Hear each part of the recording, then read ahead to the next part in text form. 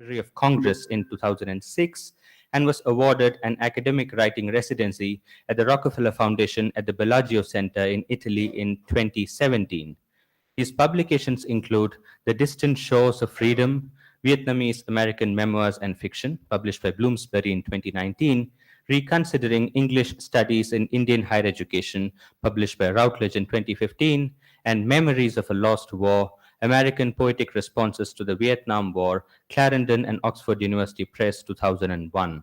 He is also the co-editor of The Hoot Reader, Media Practice in 21st Century India, published by the Oxford University Press, Globalization in India, Contents and Discontents, Pearson Education 2009, and an anthology of Indian prose writings in English, published by Penguin in 2004. Dr. Chatterjee was supposed to be in person here, but then due to some unavoidable circumstances, he is joining us online today, and we look forward to his talk. May I now invite Dr. Subarno Chattarji.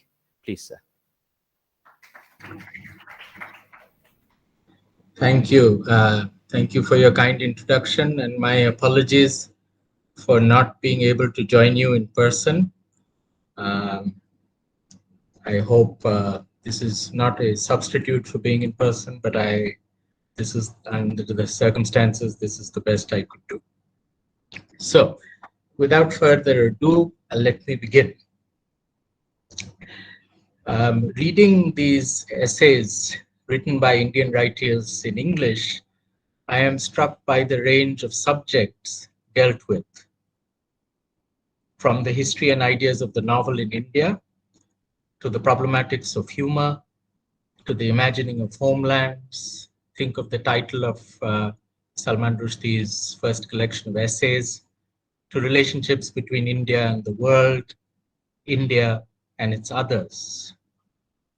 So in my somewhat cursory readings of the 4 essays that you have read as well, I want to highlight not only this broad range, but also the confidence and dexterity with which Indian writers write nonfiction prose in English.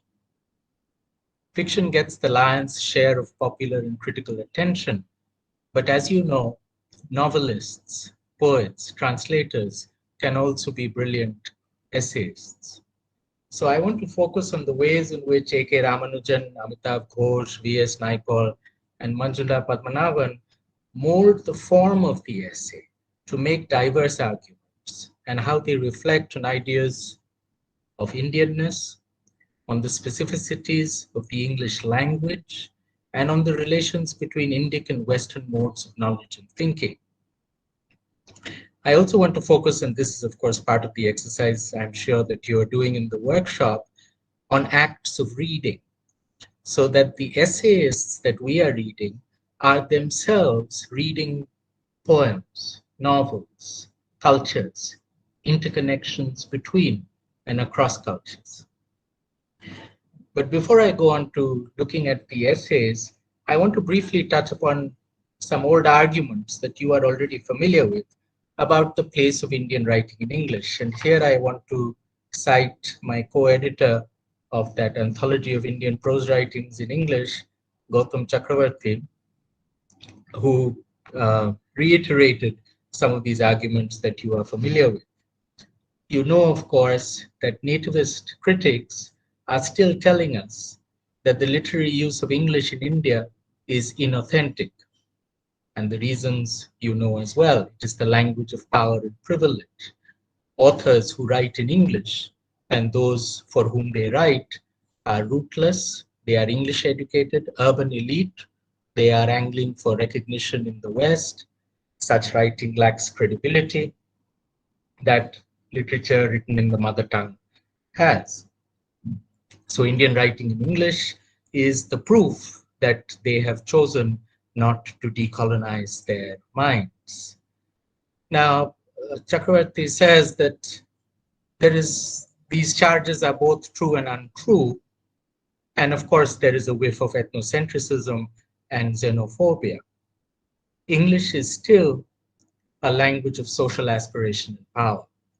It is no longer, of course, the preserve of an elite minority, colonial or native.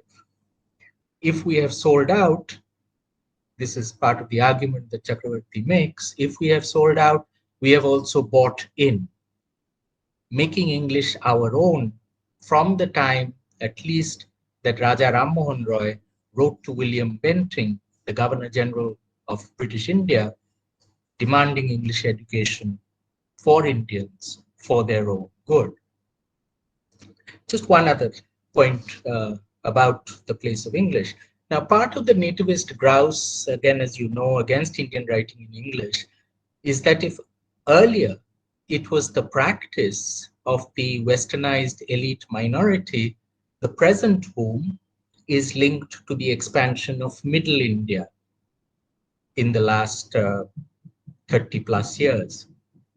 The roots of this expansion, of course, lie, as you know, in economic neoliberalism, which has given a new salience and marketability to the English of Indians.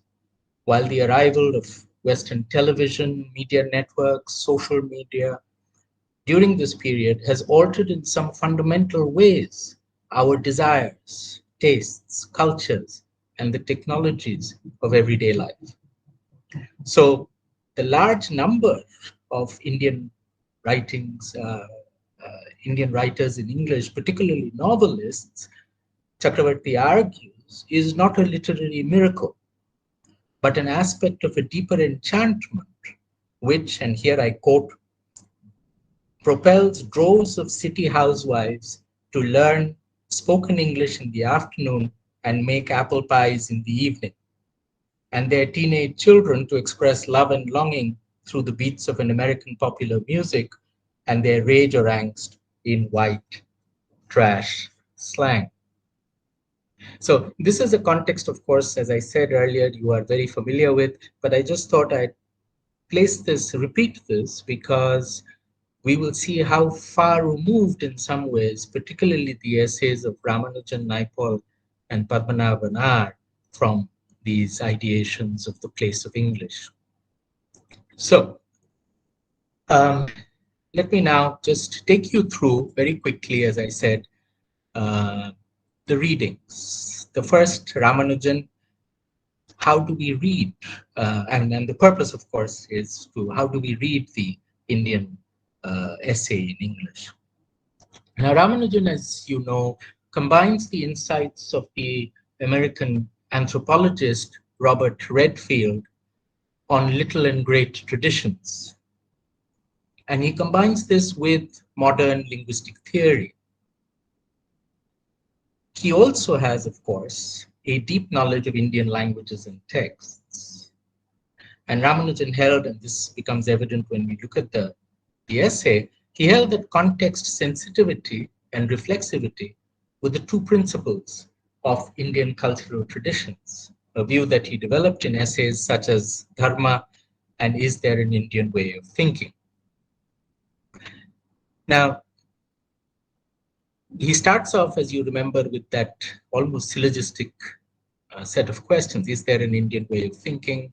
And the ways in which the meaning of that question changes depending on where you place the emphasis. The answers to the third and the fourth question, as he points out, are fairly obvious. There is an Indian way of thinking that subsumes everything else.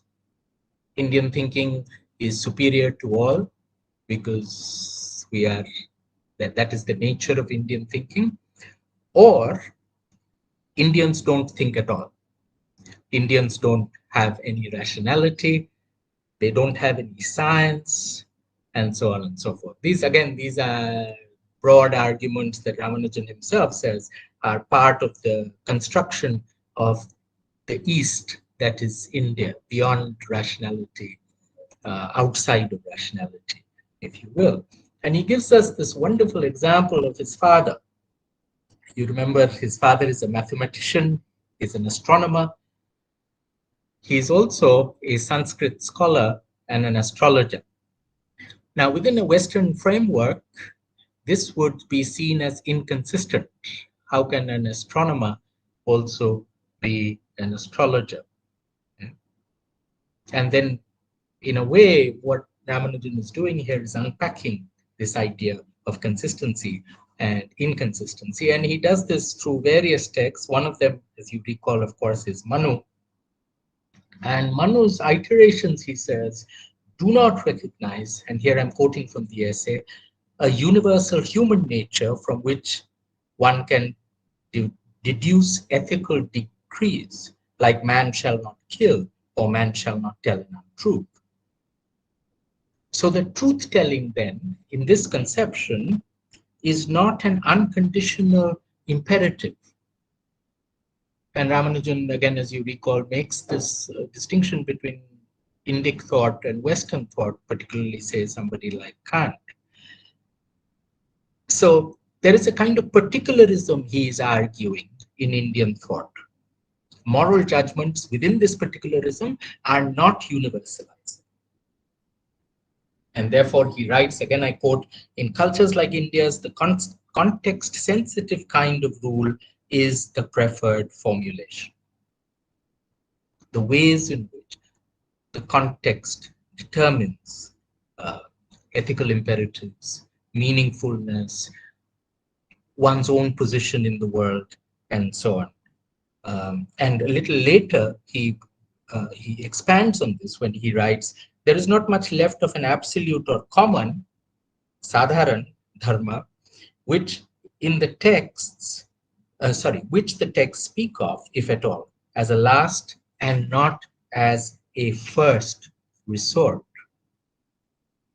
So now you might think that, of course, this fits into this whole idea of, the lack of context specificity, the lack of historicity, the lack of a historical imagination, if not, as some Western philosophers argued, the lack of history itself.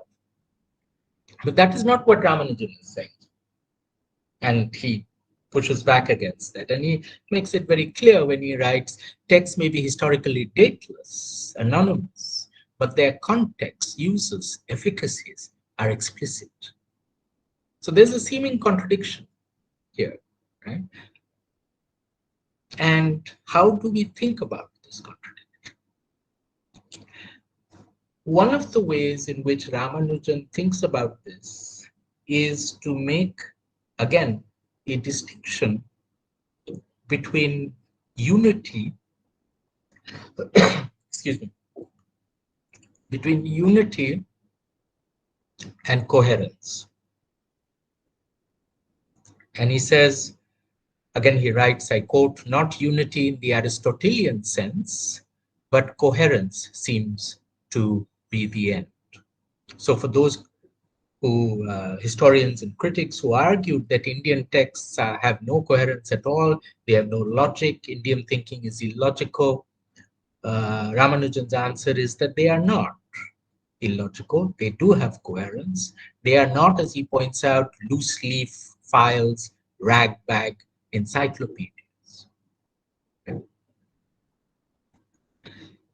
So he then links these debates about the way in which Indic texts think about the world, they construct the world, with the debate of culture and nature, culture versus nature.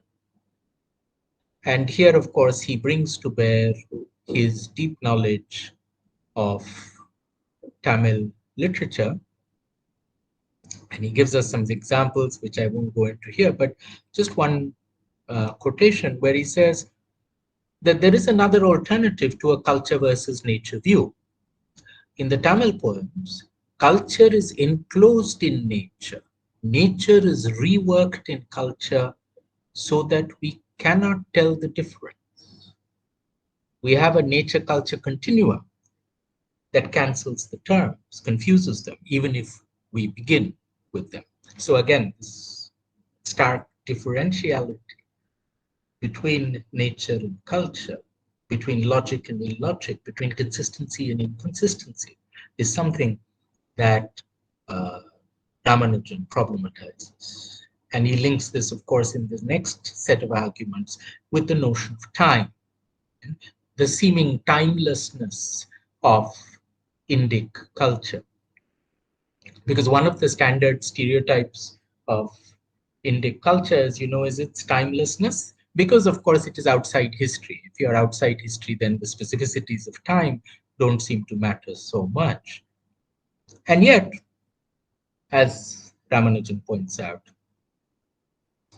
every month, every hour, season, year, every eon has their own properties and contexts. And as he points out, the arts that depend on time have to obey time's changing modes and properties. He gives the example of ragas. So there are very specific, as you know, ragas for specific times of day, specific moods, seasons, and so on and so forth. Now, then, as if to make things, as if things were not confused enough, he further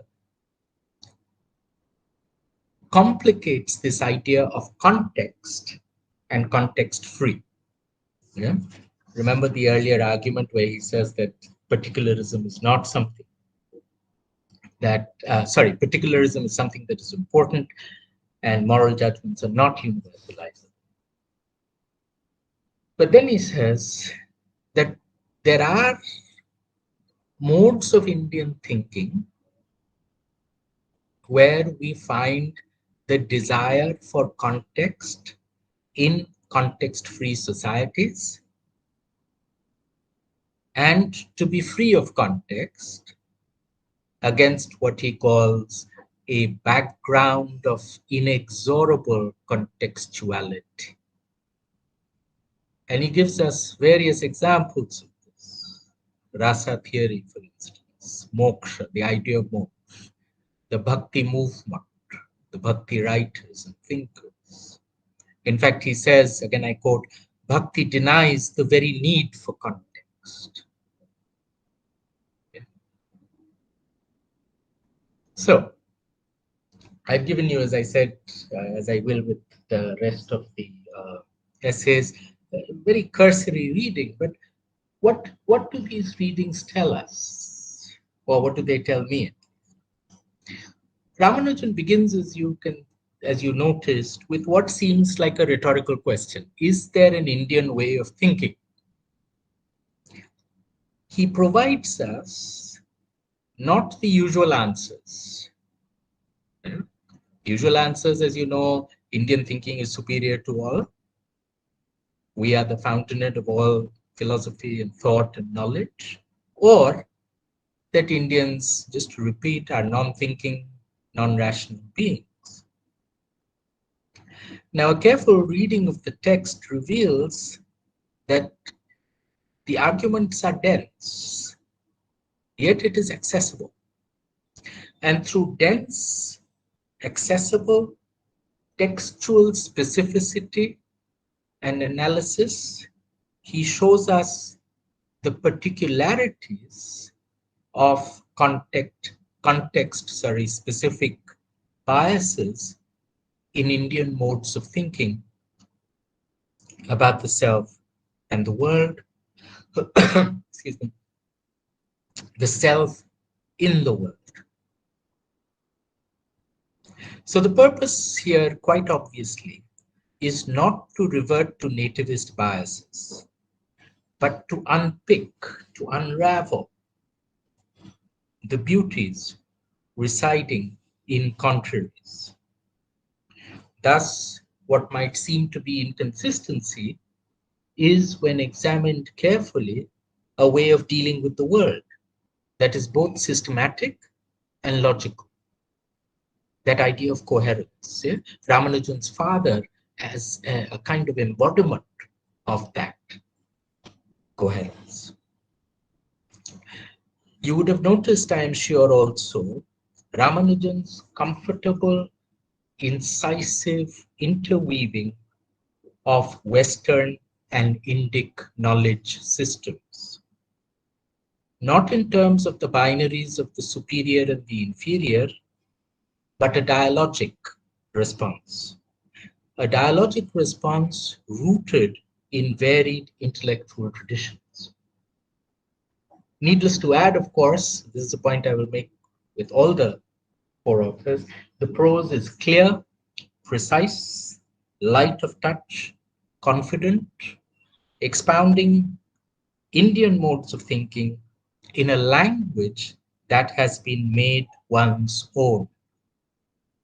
In other words, writing in English, Indian writers are, uh, Indian writing in English is itself made context specific.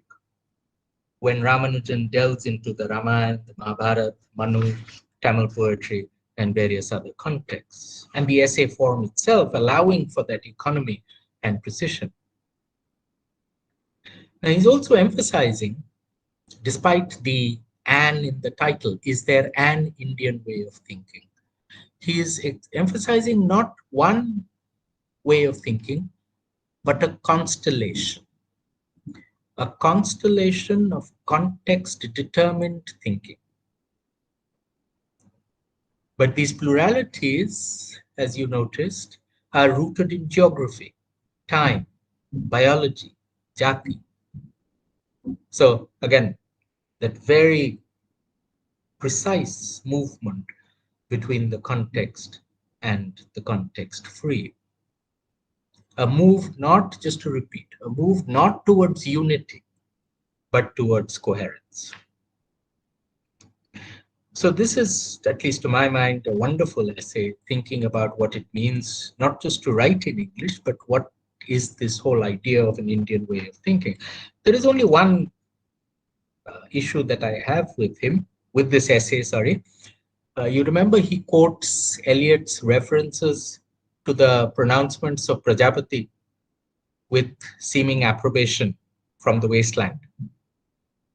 It seems to me that Eliot's appropriation of those utterances is context-free, without an understanding of cultural systems that utterance operates within.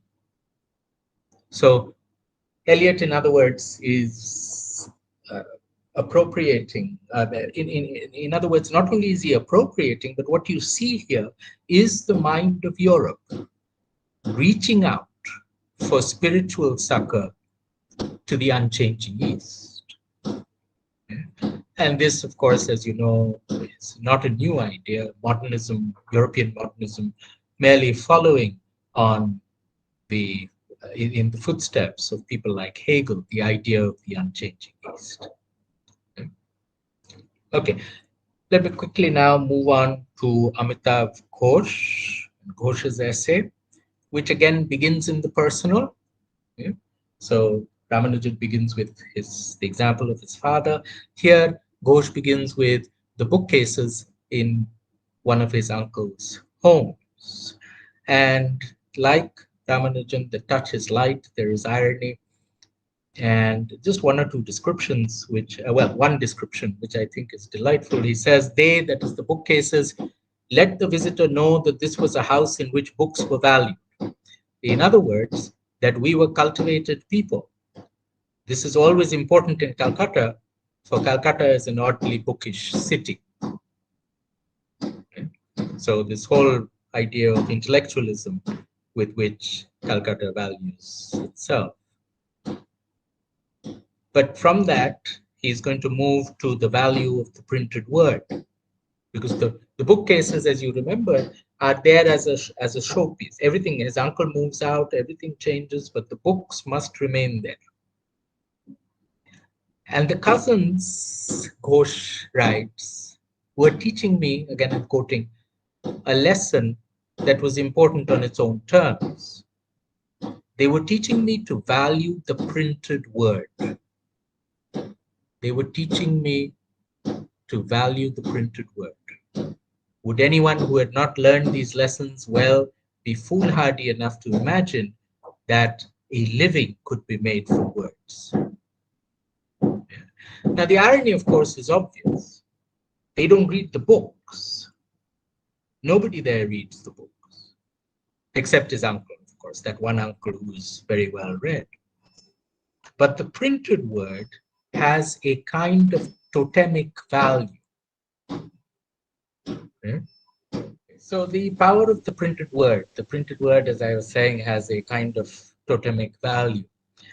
And then more specifically, of course, Ghosh moves on to the importance of the novel. But the importance of the novel, because his argument is about Bankim and Bunkim's use of English, which we will come to in a while, the importance of the novel in Bengali life. And he quotes Nirod Chaudhary, and I'll just read that out. Nirad Chaudhary wrote, "It was the mainstay of their life of feeling, sentiment, and passion. Both emotional capacity and idealism were sustained by it." Okay?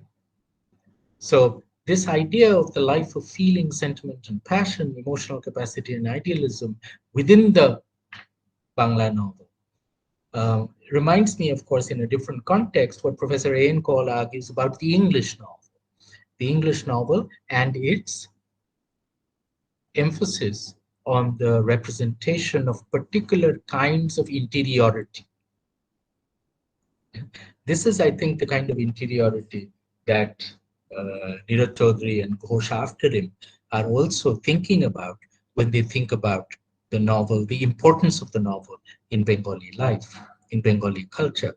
And the importance of the novel here, as Ghosh makes very clear, not just written in Bangla, but in other languages, because of course the shelves that are available in his uncle's home are from everywhere. So European and Russian novels, also some American novelists, so Dostoevsky, Tolstoy, Turgenev, Steinbeck, Victor Hugo, and so on and so forth. And from that list, Ghosh draws an idea of what he calls universal literature. By universal literature, he means, and here I quote again, a form of artistic expression that embodies differences in place and culture, emotion and aspiration, but in such a way as to render them communicable. This idea may well have had its birth in Europe, but I suspect it met with a much more enthusiastic reception outside. Okay? Again, how is it that this very middle-class family in very typical family in Kolkata have these bookshelves with this wide variety of reading? And the idea of coherence, I think, that Ramanujan speaks of might also be useful here. Okay? And what Ghosh is also thinking about through this eclectic collection and this idea of universal literature is the relationship between India and the world. And in the relationship between India and the world, he is also going to talk further about the question of translation and translatability. The fact that, as we know today, of course, very well, texts travel. Yeah. Now, and Ghosh makes this very clear a little later in his essay, where he says that the truth is that fiction has been thoroughly international for more than a century. We tend to think of Indian writing in English or other post-colonial writings as a unique phenomenon in some ways because they travel, they are translatable, they travel across culture, and because of globalization and so on and so forth. Ghosh is arguing, on the contrary, that this has been going on for more than a century. In India, Burma, Egypt, Indonesia, and elsewhere, this has been self-evident. So, again, the point that he's making, I think, is important. Rather than seeing this purely in Eurocentric terms, in terms of a movement from Europe to its others, this is a shift in the geography of imagination. So that these shifts in the geographies of imagination enable conversations across cultures which are not in that sense well, they are in touch with Europe, but they are not dependent on European conventions. And he makes this, you remember, he makes this clear in his discussion about fiction, which is not the novel, what he calls pre-novel fiction, where settings are not important and they are internationally diffused. The most obvious example, of course, is the Arabian Nights, but he also gives the example of the Jataka tales as well as the Panchatantra, which are freely adapted to local circumstances, and they are translatable. So that the Jatakas, as you know, the Panchatantra, these are adapted across the world, the non-European world in particular, for local consumption. So the whole idea of location now is shifting. Yeah? And as I said earlier, the term that you are familiar with now, the provincializing of Europe has been happening for uh, for a very long time. Yeah? But there's a further paradox in this idea of location, which Ghosh points to, rightly enough. And he refers here, of course, to two English novels, which you would know well. Because, again, this is a point that Ian Call, in that wonderful set of lectures, which were published as The Domain of the Novel, which Ian Call makes about location, the conception of location. Yeah? Let me just read this sentence and then just talk a little about it. Ghosh writes, consider that the conceptions of location that made the novel possible came into being at exactly the time when the world was beginning to experience the greatest dislocation it has ever known. Okay. The conceptions of location that made the novel possible came into being at exactly the time when the world was beginning to experience the greatest dislocation. And this, of course, is true not just of the English novel, but of the novel in India. Yeah? So Bonkim's experiments with writing the novel happening at a point of deep and thorough dislocation. Ghosh gives the examples of Middlemarch and Mansfield Park, lives which are made possible because of global empire. And you remember Edward Said's analysis of Mansfield Park, how Sir Thomas Bertram's estate is in England is made possible because of the sugar estates in the West Indies. Now Bonkim, and then he moves, to a discussion of Bonkim. And he says that Bonkim was perhaps, as he puts it, the first truly Indian writer of modern times, in the sense that his literary influence extended throughout the subcontinent. And this is, again, relates to this idea of translation, which I mentioned, because when we think of translation in commonsensical terms today, we think of translation from Indian languages to English. But as you know, of course, there is a very rich and diverse ecology of translation from one Indian language to another. So that Bonkim is available across India in other Indian languages. And as Ghosh rightly points out, novelistic conventions, which might have been European to begin with, are successfully domesticated by 19th and 20th century Indian writers and readers. And one interesting argument that he makes, to my mind, the most interesting, is that Bonkim's novel, the only novel he wrote in English, was an experiment, a rehearsal. For Bonkim, Ghosh argues, Rajmohan's wife was clearly a rehearsal, a preparation for something else. So that in order to write in Bangla, Ghosh is arguing, he had to enter into, in other words, or divest himself from certain conventionalities which were given to him in English or through English. And it's not as if he could not write in English, he wrote very well. Yeah?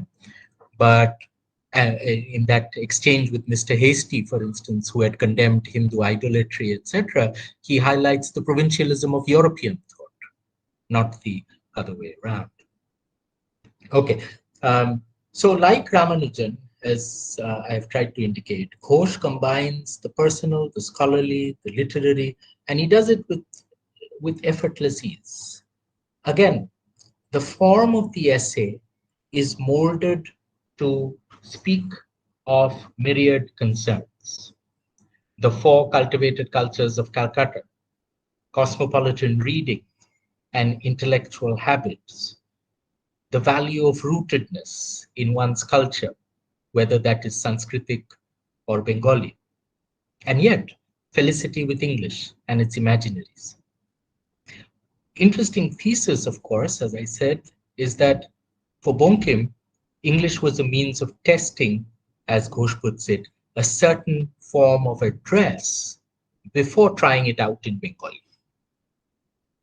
So as with the essays of Addison and Steele, I suggest the essays of Ramanujan and Ghosh take literature out of the academic closet and without simplification, lay out complex arguments in an idiom and language that is their own.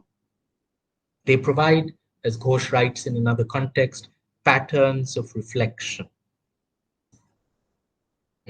And this is related. There is a larger overarching thematic, I think, in our reading of the Indian essay in English, is the care with words.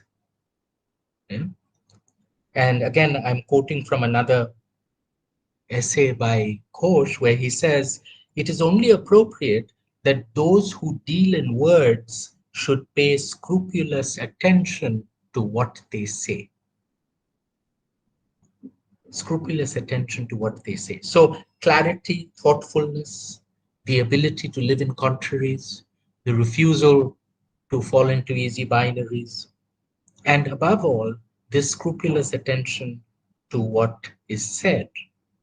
Or to give you another quotation, another idea, this is from a toast that apparently Geeta Mehta had made to Salman Rushdie, where she toasted to the health of the word, the health of the word, the importance of the written word, and of course, the spoken word, the way in which it travels and the consequences of written and spoken words.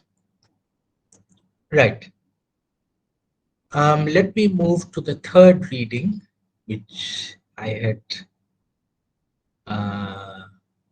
given you, which is Naipaul's address. This is a speech that he gave at the Manhattan Institute in New York in 1992. And as you recall, he begins with questions that one of the a senior fellow by the name of Myron Magnet, had raised. The questions are, let me just read this. Are communities as strong only as our beliefs? Is it enough for beliefs or an ethical view to be passionately held? Does the passion give validity to the ethics? Are beliefs or ethical views arbitrary, or do they represent something essential in the cultures where they flourish? My obvious reaction to these questions, of course, is that they are rhetorical. And they seem to simplify very complex relationalities between belief, community, ethics, passion, and how cultures then cohere or do not cohere according to these beliefs and passions. Now, in this essay, of course, as you know, Naipaul makes a distinction between Indic texts. He doesn't call them Indic texts, he calls them mythic texts or Hindu texts. He makes a contrast between that and between Western texts. Let me again quote from the essay. He writes, our literature, our texts didn't commit us to an exploration of our world. Rather, they were cultural markers, giving us a sense of the wholeness of our world and the alienness of what lay outside. In other words, the Hindu texts or the other epics or myths that he reads are hermetic texts. They close the perception of the world. Rather than enabling us to deal and think about the complexity of the world, they turn in on themselves. They are self-contained. They are, as I said, hermetic. This, of course, is completely contra what the arguments say that Ramanujan made, which is that they are both context-specific and context-free. That there are conversations, complex conversations that are going on, again, as Ghosh has argued, across traveling texts. And following up on this argument, Naipaul asserts that he couldn't have been a writer. And I just want to read this list. He couldn't have been a writer in the Mohammedan world, in China, in Japan, in Eastern Europe, Soviet Union, Black Africa, or even India. So there is no possibility here of traveling texts. The characterization of a significant part of the world as the Mohammedan world is evidently problematic, but it is also interesting that he homogenizes and that he overlooks the specific cultural valences and the cultural productions of major parts of the world, including China, Japan, what he calls Black Africa, and even India. And time and again in this address, he returns to this distinction between what he calls rituals, epics, and myth that his grandparents had possessed, and the something else that he has gotten from the West. What is this something else? Let me quote, "I didn't possess the rituals and the myths. I saw them at a distance. But I had in exchange been granted the ideas of inquiry and the tools of scholarship. Identity for me was a more complicated matter." Well, indeed it is a more complicated matter. But notice again, very obviously, he makes a kind of Huntingtonian distinction between Western civilization and its others. And that civilizational values, therefore, are impermeable. Because within the Clash of Civilizations thesis, as you remember, civilizational values are not in conversation with one another. Again, the contrast with Ramanujan and Ghosh is very clear. That the rituals, epics, and myths are static texts. They are hermetic texts. They have nothing to do with the real world. And his quotation from Conrad in the essay, I think, is telling, because he talks about the philosophical hysteria of the Muslim mother, which again is needs to be contextualized and problematized. And in his travels in Indonesia, he mentions, you remember, the poet from Java who wishes to be a poet but doesn't know how to be a poet. And he says that it is difficult. And then he also gives us an example of an Iranian scientist who spent time in New York and then went back to her country and wrote about it, and how there is a complete distinction between New York and Iran, Tehran, or wherever she is in Iran. And what Naipaul is arguing is that it is impossible from an Iranian perspective to imagine a world where critical inquiry, scholarship, thoughtfulness, engagement with different thought systems is possible. So again, that this hermeticization of the world. So again, let me quote, "The other world," as he puts it, "where it was necessary to be an individual and responsible, where people developed vocations and were stirred by ambition and achievement and believed in perfectibility." Okay. There are no reflections here, of course, on what this belief in perfectibility has done in the Western world as well as its others. For instance, to Native Americans in the North American landscape. There is a telos here that once you have moved, as Naipaul argues, from the periphery to the center, then you arrive at this world where you are an individual, where there is responsibility, vocation, ambition, achievement, etc. And he follows up on this with one more a further idea about the pursuit of happiness. This idea of the pursuit of happiness is, he writes, is at the heart of the attractiveness of the civilization to so many outside it or on its periphery. It is an elastic idea. It fits all men. It implies a certain kind of society, a certain kind of awakened spirit. Now, Naipaul seems to create worlds of absolute distinctiveness. The periphery, Trinidad, or Java, or Black Africa, or the Mohammedan world, China, Japan, etc. And the center, England, Europe, the United States.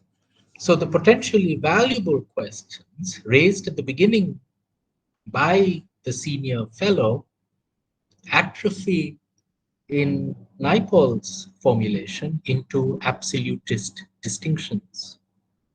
The enlightened West versus the benighted others. So to repeat, Huntington's Clash of Civilizations is also here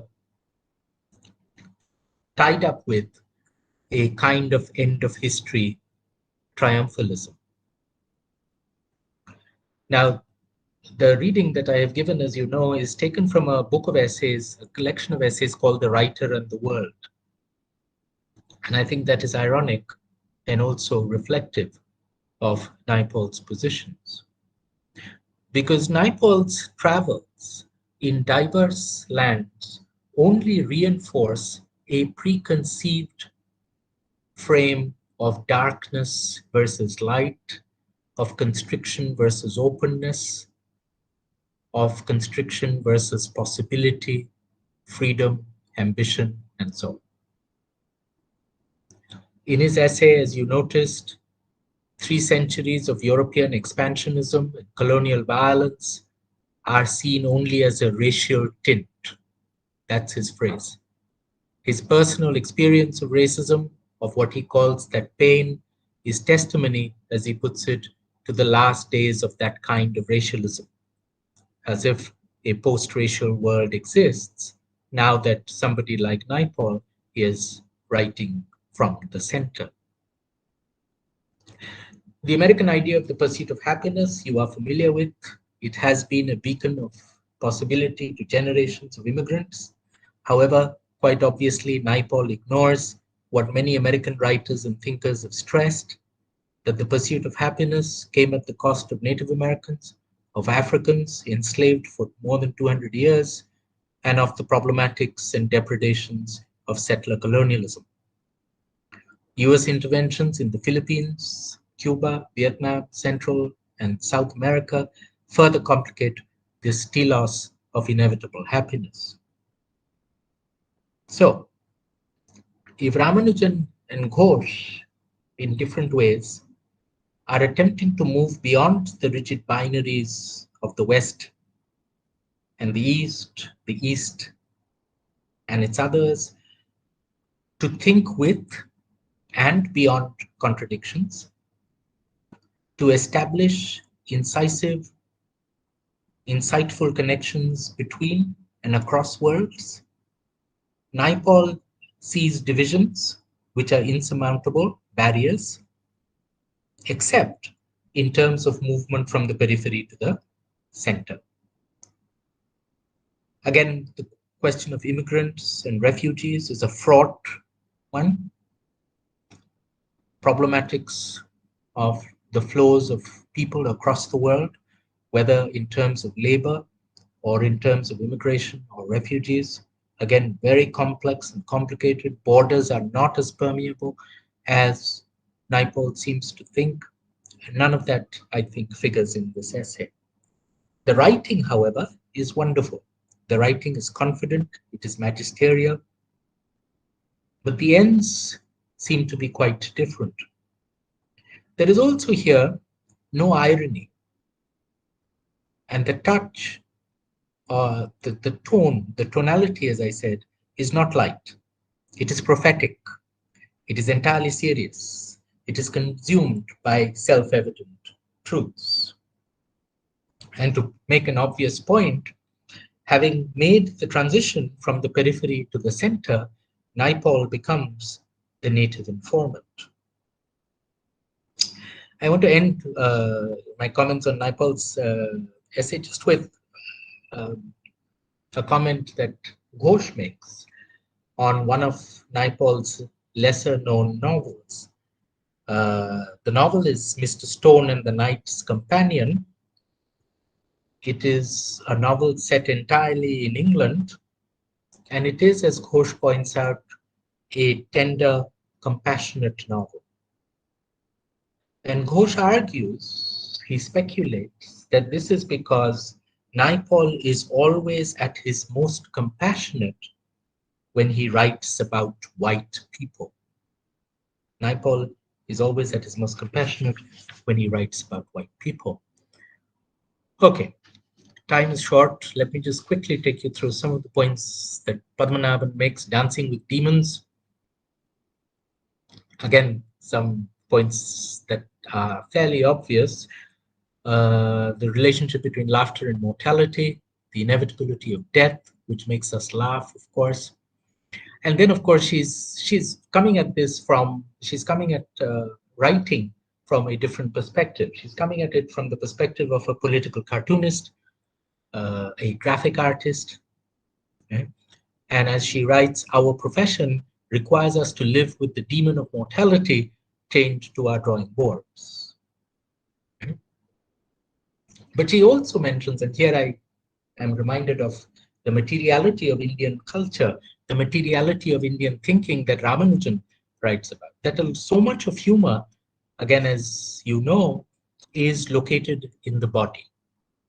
Again, let me just quote from Padmanabhan, anything to do with the body, but especially in relation to the exit and entry points, are a reminder that this solid seeming object that defines our lives is ultimately only a vessel out of which we ourselves will one day pour and be gone from forever.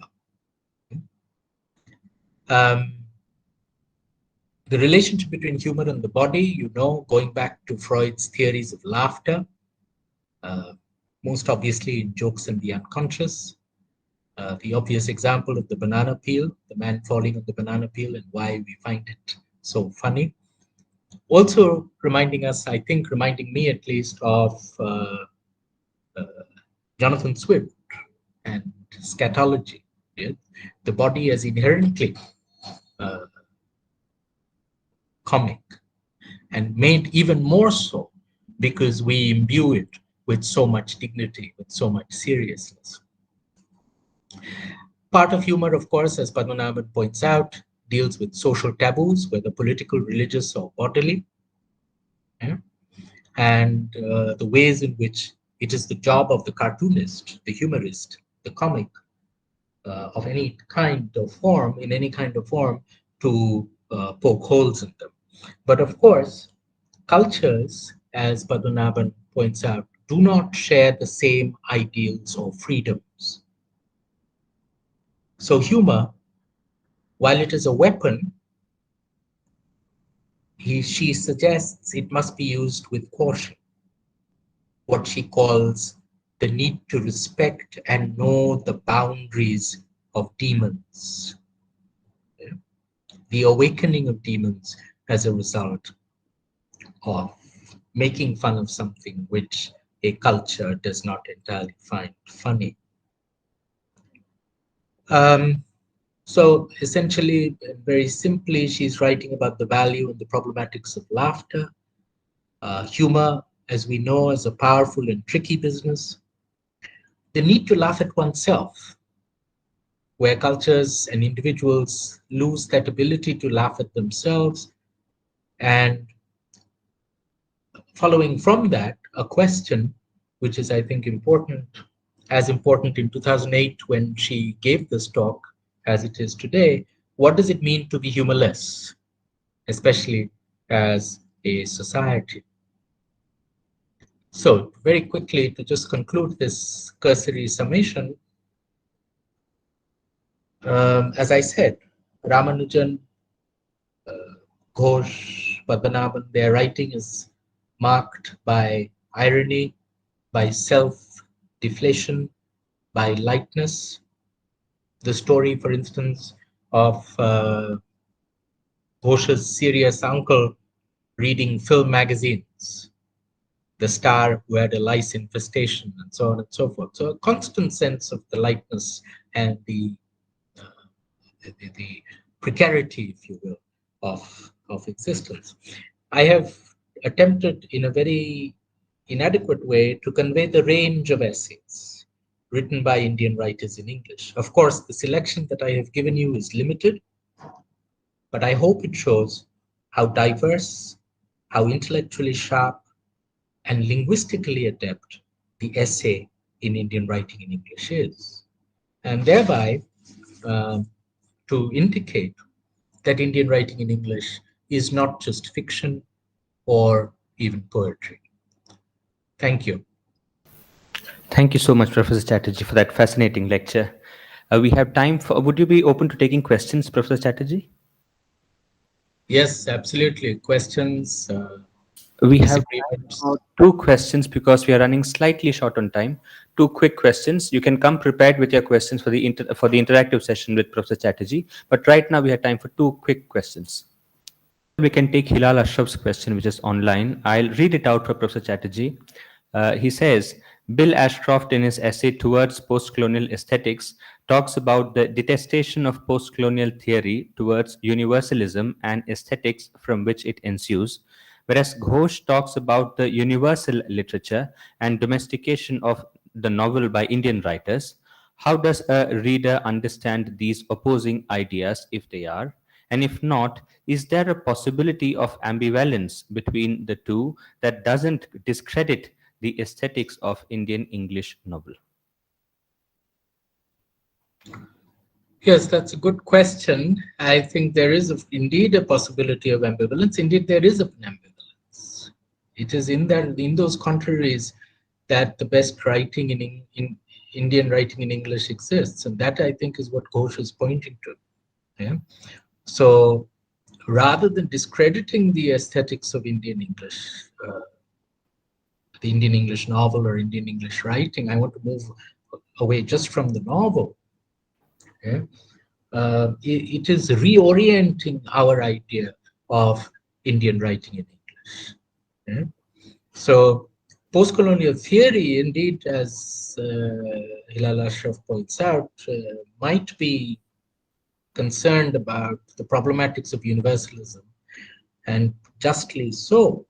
But here, Ghosh's argument is not a kind of effete universalism. Yeah? Again, that context-free and context-sensitive and working with and working through context-sensitive and context-free modes, I think, is very useful here. So very briefly, the ideas are not as opposed as they might seem. There are specificities which Ghosh is concerned about, but he is also concerned about the way in which texts are in conversations with each other. These are not silos, the West and the rest, or the way in which certain texts, like as I said, the Panchatantra or the Jatakas, travel in domains which are non-European. Yeah? So the aesthetics of the Indian writing in English, since the questioner insists on Indian English novel, are not at all discredited, I think, by Ghosh's emphasizing the way in which the novel is made into a form that serves and articulates Indian perspectives, Indian modes of thinking.